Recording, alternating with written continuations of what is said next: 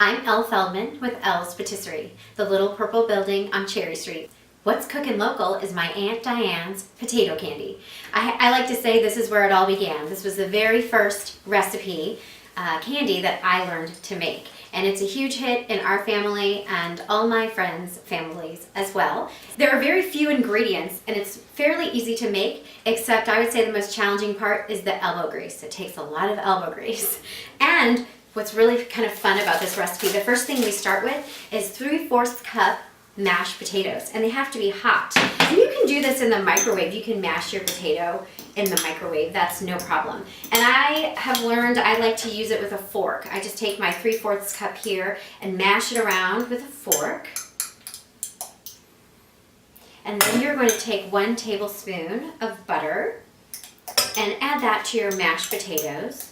And what this is we're making a fondant, kind of a potato. The starch from the warm mashed potato is what holds the ingredients together so that we can roll them into balls.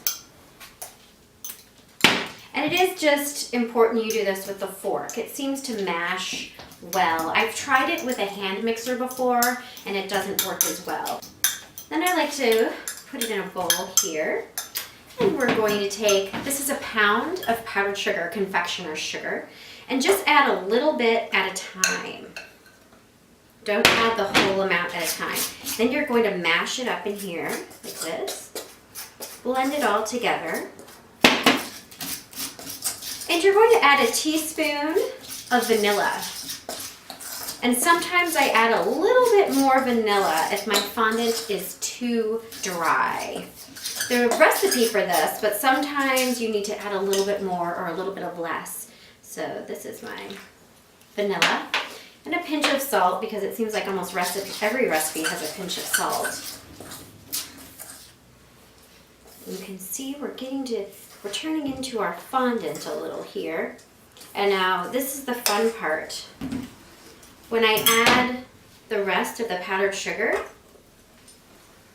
you start using your hands to mix this instead of a fork. And part of the reason is because that helps you turn it into a nice dough and fondant. Otherwise, if you use a mixer or a fork, you'll just have little chunks and little lumps. And this is when I think I need a little bit. As you can see, it's not really the dough status I'd like, so I'm adding more vanilla. The ones I'm making today, I dip them in chocolate and then peanuts. But other ways that we make them is we will add some mint extract to this fondant and then dip them in dark chocolate, and you've got little mint balls, chocolate mint balls. And you could roll them in anything. You could roll them just in powdered sugar. You could roll them in chocolate and then maybe roll them in coconut or cinnamon. And once I get this to the dough status that I want, I put it in the refrigerator with a wet cloth on top of it. And you're going to need to let it set in the refrigerator for about 30 minutes. So I've got my wet cloth right here. And I just let it set on there like that. And I'm going to put it in the refrigerator.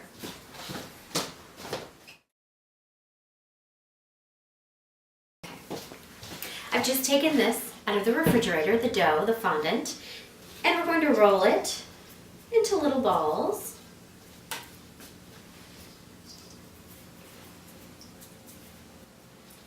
And then you want to line your parchment sheet tray with as many as you can fit, and then put them in the freezer for about 15 minutes, and then we're going to dip them in the chocolate and the peanuts. And I have a pound of chocolate. I'm using semi-sweet chocolate today, which you can use white or milk or your favorite chocolate, and you just melt them. I melt mine in what I call a double boiler, or the French call it a bain-marie. And what that means is it's a pot with about 1 inch of water in it that you bring to a simmer, and then you remove it from the stovetop, and then you put your chocolate in a glass bowl and set it on there and melt it that way, and that way you won't scald the chocolate. So I've got mine all ready and melted, and then I have chopped peanuts.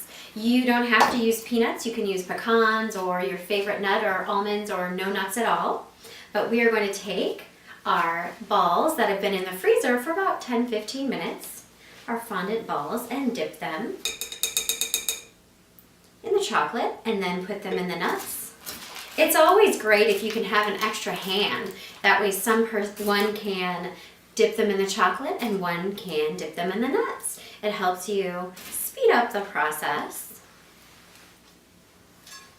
And then that's all there is to it. They're ready to go. And you can store these in an airtight container for several weeks. All right, and now our product is done.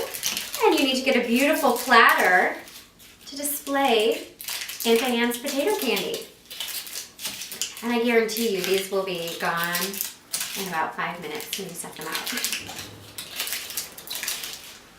There we go. And that's what's cooking local.